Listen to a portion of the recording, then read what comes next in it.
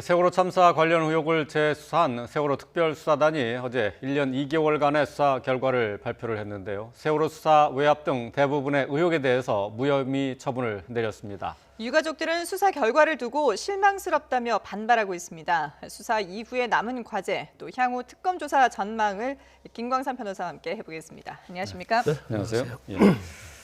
자, 특별수사단 출범을 하면서 백서를 쓰는 심정으로 시작을 한다라고 이렇게 얘기를 했었는데 그게 이제 1년 2개월이 지나고 이제 활동이 종료가 됐습니다. 그동안의 활동 내용을 한번 좀 살펴보도록 하죠.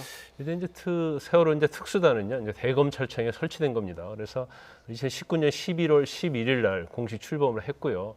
이제 설치한 이유가 세월호에 대한 진상 규명이랄지 침몰 원인이랄지 그 이후에 박근혜 정부 때 외압을 가했다랄지 아니면 이제 그 뒤에 특조위가 활동을 했는데 특조위 활동에 대해서 그 당시에 이제 정부 측에서 상당히 방해한 그런 것들이 있어요. 그래서 세월호 관련된 의혹에 대해서 대검에서 수사 차원에서 한번 진상을 밝히겠다 해서 이제 출범을 한 거거든요. 그런데 일단 혐의가 크게 보면 이제 의혹이 한 17개 정도 되는데 굉장히 이게 내용이 굉장히 많아요. 그래서 1년 2개월 걸쳐서 굉장히 조사도 하고 수사도 하고 기소도 했었는데 결과적으로 기소된 것은 일단 그 특조 방해한 혐의와 그다음에 해경의 이제 구조 책임에 관련된 사람들 이런 사람들만 기소를 했고 거의 나머지 대부분에 대해서는 이제 무혐의 처분이 내려졌기 때문에 사실 저는 좀 한계는 있었다고 봐요. 첫 번째는 과연 1년 2개월 동안에 이 많은 17개 의혹을 과연 다 수사단에서 조사를 해서 결과를 낼 수 있었느냐. 이것은 시간적, 인력적 좀 한계가 있다고 보는 거고요.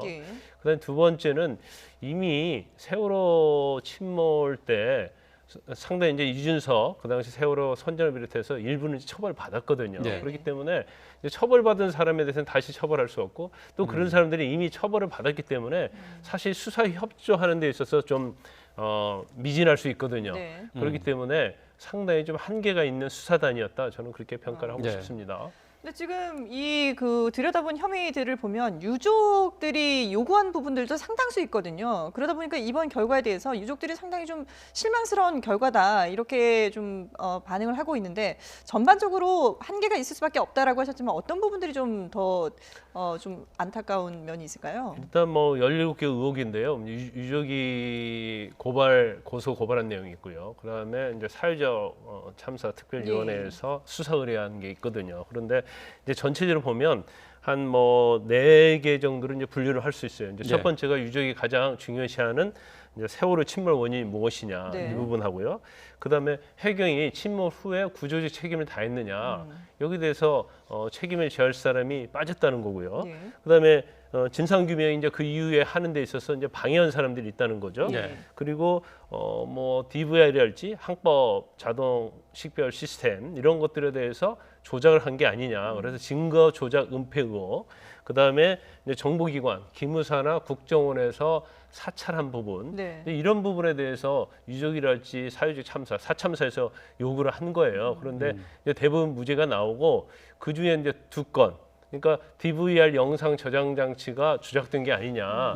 이 부분에 대해서는 특검이 작년 12월 10일 날 특별검사 임명 요청안이 통과됐거든요. 그렇기 때문에 거기에서 수사를 하라고 넘겨준 거고 또 하나가 정경련이 보수단체, 어버이연합회를 비롯해서 이런 보수단체에 지원한 내용 자체에 대해서는 서울중앙지검에서 수사하거든요. 그래서그 부분은 서울중앙지검에서 계속 수사를 하도록 하겠다. 이런 결론을 내렸어요. 그러니까 사실 물론 일부 구조 책임에 관련된 해경 지휘부 11명 그리고 추후에 이제 특조단에 대해서 방해한 이 전에 국정원장이랄지 현기환 이런 수석들 이런 사람에 대한 기소 외에는 사실 가장 원하는 것은 결국 침몰 원인 그다음에 방해였는데 사찰 이런 것들이 사실 무혐의 결론을 내렸기 때문에 유족의 입장에서는 선뜻 동의하기 어려운 측면이 좀 있는 거죠. 그러니까 이제 특별수사단에서 수사한 내용이 모두 17건이고 그 가운데 2건이 기소가 됐고 그 다음에 또 2건은 수사기관으로 이첩이 됐습니다. 나머지 13개가 이제 무혐의 처분을 받은 건데 네. 이 무혐의 처분 받은 내용을 좀 하나씩 좀 살펴보면은요. 네. 그 가운데 이제 그 유가족에 대한 불법 사찰 혐의가 있었어요. 네. 이 부분도 역시 무혐의 처분이 된 거죠. 일단 이제 유가족에 대한 사찰 부분은 이제 유가족에 대한 사찰도 있고요. 선언과 관련된 부분이 있거든요. 네. 그래서 이제 사찰은 기무사하고 국정원이 사찰을 했다는 것이 있고요. 또 네. 국정원이 단독으로 사찰한 부분이 있습니다. 그래서 국가정보원하고 기무사가 사찰한 부분에 대해서는 상당히 이제 동향을 파악하고 이런 거 인정이 된다고 결론을 내렸어요. 네. 그런데 그 동향 파악하는 그 과정에서 뭐 미행을 했다랄지 도감청을 했다랄지 이런 부분은 없었다는 거예요. 예. 그렇기 때문에 어떤 불법한 행위를 했다고 볼 수 없다 해서 무혐의를 내렸고요. 그다음에 이제 국정원과 관련해서는 이제 국정원이 마치 뭐 해경처럼 가정에서 아니면 뭐 선원들을 만나고 그런 식으로 해서 유족이랄지 아니면 관련된 자들의 사찰했다는 내용이었는데 이것도 국정원을 조사를 해보니까 이제 관련된 사람들이 어떤 사찰을 지시하거나 보고를 받거나 이제 승인한 내용이 없다. 그래서 그에 관한 증거가 없다고 해서 결과적으로 무혐의 처분을 내린 겁니다. 예. 또 뭐 수사와 또 감사에 있어서 외압을 행사했다는 부분도 상당한 논쟁거리였잖아요. 근데 이 부분도 역시 무혐의 처분이 났어요. 그 당시에 이제 우병우 민정 비서관이었죠. 예, 예. 그래서 이제 해경 1, 2, 3정에 대한 이제 범죄 혐의 적용, 업무상 과실 치사 적용을 해서는 안 된다. 이런 취지로 뭐 통한 내역 같은 것들이 언론에 보도돼서 굉장히 논란이 많이 있었어요. 네. 그런데 이 부분에 대해서도 그 당시에 황교안 전 대표가 법무부 장관이었고 예. 우병우 수석이 그 당시 민정비서관이었거든요. 네. 그래서 법무부에서 외압을 한 거 아니냐, 또 감시를 한 게 아니냐 그랬는데 이번 결론 자체는 법무부에서 이런 의견을 제시했지만 결국 검찰에서 제시한 의견대로 법률 적용이 됐기 때문에 네. 이제 법무부 입장에서는 그 정도 의견을 제시할 수 있다. 이것을 어떤 강압적으로 직권을 남용한 것을 볼 수 없다. 이런 결론을 내린 거죠. 예. 근데 지금 조사단에서는 최선을 다했다라고는 하지만 지금 말씀하신 뭐 그 황교안 당시 법무장관이라든지 우병우 민정수석에 대해서는 서면 조사로 대신을 했거든요. 이런 부분에 대해서도 지금 유족들은 이게 과연 철저하게 조사가 된 것이냐, 의지가 있었느냐 이런 지적을 하고 있어요. 아마 유족 입장에서는요, 박근혜 전 대통령도 직접 불러서 조사를 네네. 하고, 그다음에 우병우 전 수석이랄지 황교안 전 대표까지 불러서 다 조사를 좀 철저히 하기를 바랐을 거예요. 네. 그런데 어떤 이유인지는 모르겠어요. 아마 대검 특수단에서 아마 불러서 조사해도 부인할 게 뻔하고 결론이 좀 달라질 게 없다 그런 생각을 했을 수도 있고 네. 또 하나는 계속적으로 소환을 요구를 했지만 이제 본인들이 거부를 했을 가능성이 크다고 봐요. 그러니까 본인들의 어떤 범죄 혐의 자체에서 명백하게 드러난 게 있다고 하면 이제 강제 수사 형식으로 불러다 조사를 했겠지만 이제 그런 부분에서는 법률적으로 좀 미비하다고 생각한 것 같아요. 그래서 결론적으로는 이제 서면 조사로 대체를 한 거죠. 그래서 유가족 입장에서는 이 서면 조사한 것 자체가 사실은 보여주기식 아니냐 예. 이런 반발은 충분히 있을 수 있다고 봅니다. 그래서 내부적으로 뭐 특수단에 어떤 사정이 있었는지 모르겠지만 뭐 유가족 입장에서는 충분히 거기에 대해서 불만을 가질 수 있다고 봅니다. 네. 뭐 특별수사단은 이 조사 결과를 발표를 하면서 법과 원칙에 따라서 할 수 있는 것은 다 했다 이렇게 얘기를 했어요. 그러니까 수사에서 나올 수 있는 것, 법을 적용해서 또 그 처벌을 할 수 있는 부분에 대해서는 그 할 수 있는 만큼 다 했다 하는 건데, 근데 어쨌든 뭐 좀 그 바라보는 시각이 서로 좀 다를 수 있을 것 같습니다. 근데 어떤 한계가 분명히 있었던 거고 어떤 면에서 좀 더 부족했는지 뭐 이런 부분에 대해서는 어떻게 평가를 할 수 있을까요? 일단 그럴 거예요. 이제 특수단 자체는 조사를 하면서 수사를 하는 입장이거든요. 그래서 조사한 내용 중에서 법률적으로 죄가 되는 부분만 가려내는 거예요. 네. 근데 죄가 되는 부분을 가려내서 기소를 하게 되면 사실은 유죄 판결을 받아야 하잖아요. 예. 그럼 제일 중요한 게 증거단 말이에요.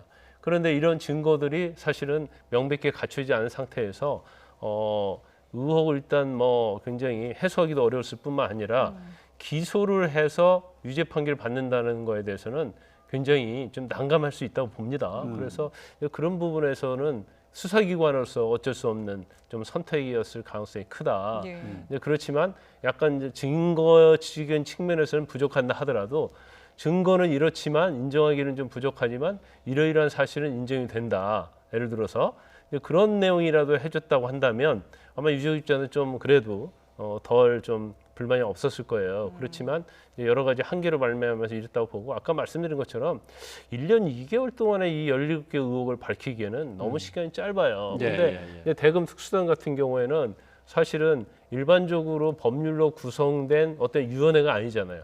그렇기 때문에 연장을 하고 그러기는 굉장히 어려운 측면이 있습니다. 더군다나 이제 수사를 하면 수사를 한 사람들은 원래의 본연의 위치로 돌아가서 또 민생적인 그런 수사를 또 해야 하는 거거든요. 네. 그런 좀 한계가 있었다고 보고 일단 뭐 사유지 참사위원회가 있기 때문에 사유지 참사 특별위원회가 있기 때문에 물론 이 위원회 사참사위원회 자체는 강제 수사권은 없어요. 네. 그래서 더 한계가 있을 수 있어요.